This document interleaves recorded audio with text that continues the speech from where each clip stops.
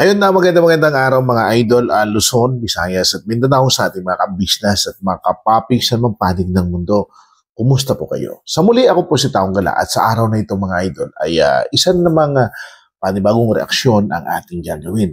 Bigyan po nga natin ng reaksyon itong latest video ni Mr. Kabisnes, kung saan makikita natin yung pag-uusap ni Mrs. Kabisnes, si Mr. Kabisnes, si Intoy at si Nika. Tila kinabahan ang lahat po mga idol, kasi sa unang takbo ng kwento, doon pa man sa unang video ay makikita natin na parang muling nanumbalik yung problema, alalahanin ng kabisnes patungkol po sa estado nila Intoy, kung sila ba'y magpapatuloy sa kabisnes o hindi. Pero dito po sa bidyong ito, nakita natin na ayan, at patuloy po si Intoy na at least mananatili sa kabisnes. Ngayon po, ang isa po sa salitang binitawan ni Mr. Kabisnes na akin din pong ikinabahala ay ito pong sinabi niya na nakikita niya na may puwersa sa likod ng mga pangyayaring ito na pilit nagpapabagsak sa kabisnes. Alam niyo po mga idol, ito pong sitwasyon na ito, itong senaryo ito, alam natin na doon pa man nangyayari talaga ito. Kaya nga lang, sa ganitong tinuturan ni Mr. Kabisnes, naway mamulat ang mata, ang puso ni Intoy at ni Nika sa bawat sitwasyon na hindi sila maging malamya ang kanilang puso. Kumbaga, huwag silang magpadala sa kanilang emosyon. Dahil nakita natin, nakita mismo ni Mr. Kabisnes na may mga ganitong puwersa. Ibig sabihin, kung nakita natin yung isa sa dahilan kung bakit nangyayari ang mga ito, dapat si Intoy, si Nika, ay maging matapang sa pagharap ng hamong ito. Hindi sila magpadala, huwag silang panghinaan, ika nga. Dahil ang ganitong pagkakataon, ang ganitong mga senaryo mga idol, doon po sa tinuturan ni Mr. Kabisnes. Alam niyo po ba na pag may mga ganitong mga sitwasyon, aatakihin sila sa punto na kung saan sino yung mahina, saan ang kahinaan ng taong kanilang aatakihin para lang magtagumpay sila sa kanilang adhikain na mapabagsak ang kabisnes. So dapat ito ang itanim sa puso, sa isip ni Intoy at ni Nika na, pag halimbawa may mga ganitong muling pagkakataon, sabi, ito na naman. Ay, okay, ayaw ko na ito kasi ito naman, alam ko na ang purpose ito. So, kung baga, dahil sa alam mo na ang purpose, alam mo na rin kung paano iwasan. At hindi lang mga idol si Intoy at si Nika. Doon sa tinuturan ni Kabisnes, maaaring mangyari yan sa iba. At tayo po ay nagugulantang, di po ba? Kasi katulad yan, sa sitwasyon ni Kuya Bong, maraming mga kwento ngayon ng kabisnes na tila nagbibigay ng kalituhan sa mga viewers. At dahil sa natumbok ni kabisnes itong problema, number 1 na problema, so dapat, para sa akin talaga ay magkaroon ng masidhing pag-uusap. Si Kabisnes, si Mrs. Kabisnes at lahat ng mga kagwang at talakayin nila ito maunawaan ito ng lahat ng mga miyembro ng kabisnes. Ang mga kagwang, maging si Papa Dens, lahat ng mga miyembro ng kabisnes. Kasi kapag natalakay nila ito at kapag naunawaan nila itong posibilidad ng mga pangyayari kung bakit nagaganap ito, dahil sa identified nila yung problem, so therefore mga idol, magkakaroon sila ng pagkakataon na, teka, ano nga ba naman ang ating magiging counter dito? Ano nga ba ang ating gagawin para ma-counter natin ito? Ganun lang kasimple. Kasi, walang patid, walang tigil, di po ba kung mapapansin natin?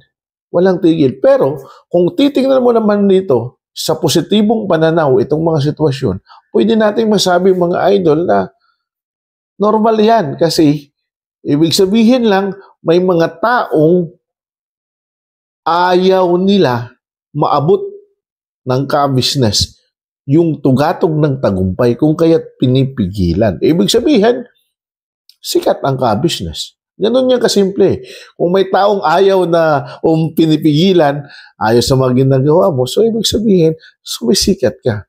Kaya lang, kailangan dito ay yung, kumbaga, pag-aanalisa sa bawat sitwasyon na hindi natin haluan ng emosyon. Kasi kapag identified na natin ng problema at nahaluan pa rin natin ng emosyon, so mas lalong lalala, mas lalong lalalim at mas lalong matutuwa ang mga detractors ng ka-business. The more na naapektuhan ka sa kanilang mga ginagawa, the more na nagiging apektado ka sa kanilang mga strategy na ginagawa, nagiging masaya sila kasi very effective. So dapat ang laban dito, dapat ang counter dito ay hindi maging apektado ang ka-business. So panghawakan ni Mr. Ka-business ang kanyang hanay at panghawakan din ng mga kagwang yung kanilang tiwala. Pagtitiwala sa ka-business na itinuturing nilang leader si ka-business, na itinuturing nilang pamilya si ka-business. Both sides dapat. Hindi lang kasi aanhin mo ang strategy na ibibigay ni ka-business. Nakita niya yung problema. Kung ang mga taong inaatake ay pinanghihinaan. Di po ba?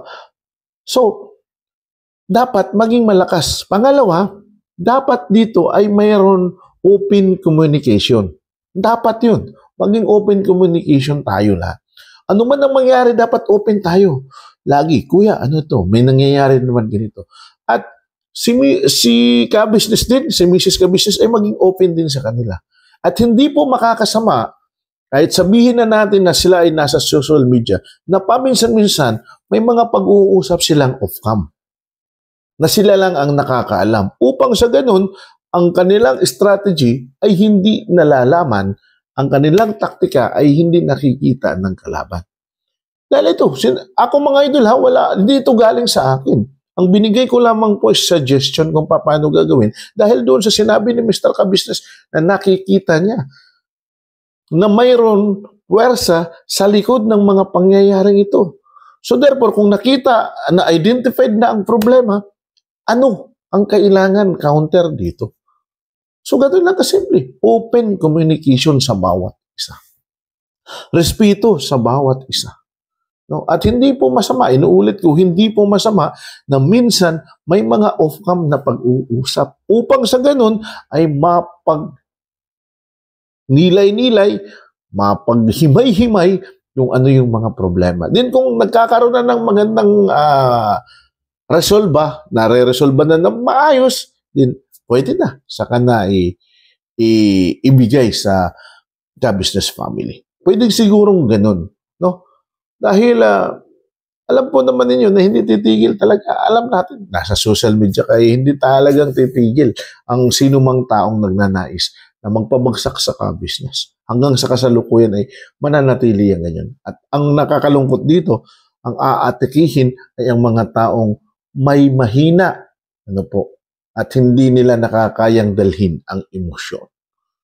So, sa ganitong pagkakataon, maging matatag ang ka-business, magkaroon ng open na communication, maging bukas ang kanilang kaisipan sa bawat mga darating pang pangyayari dahil marami pang posibleng maghanap, posibleng mangyari. Dahil nga sa sinabi ni Mr. Ka-business na may mga puwersa sa likuran nito. Then makakatulong din sa kanila, sa bawat isa sa kanila na maging stepping stone para sa kanila itong mga pangyayaring ito. Maging motivation sa kanila na lalo pa silang magsumikap, na lalo pa silang magsikap sa pagbablog, lalo pa nilang pag-igihin ang kanilang pagbablog. Para, kumbaga mga idol sa pagtayo, yung paghakbang mo, papalayo ka sa problema. Hindi yung doon ka lang nananatili sa problema. Kasi lalamunin ka. Pero kung hahakbang ka papalayo sa problema, darating ang araw, ma-realize mo, mas malayo ka na sa mga taong nagbibigay ng problema sa iyo. Kayong mga idol, ano po yung pananaw ninyo patungkol po sa sinabi nito? Please comment down below, at pag-uusap-usapan natin. akin pong babasahin ang inyong mga komento upang sa gayon ay maging kaparte kayo ng vlog na ito. Sa muli po, ako po si Taong Gala. Please do connect and follow Ka-Business Official, Ka-Business Family, Mrs. Ka-Business and Papa Dins. Ganon din po ang ating mga kagawang at ang lahat po ng mga Ka-Business reactors. Lalong-lalo na po mga idol, please do connect and follow Taong Gala. Bye-bye. Maraming salamat po sa inyo.